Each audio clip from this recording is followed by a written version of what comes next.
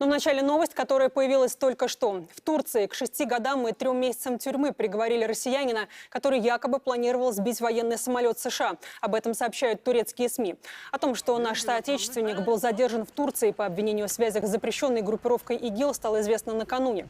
По данным прессы, это Ренат Бакиев. Сообщалось, что полиция обнаружила в его телефоне переписку с боевиком о покупке беспилотного летательного аппарата. Также была информация, что мужчина ранее пытался попасть в Турцию со стороны Сирии. Был задержан на границе и депортирован. Однако в итоге все равно проник в страну. Российские дипломаты проясняют ситуацию.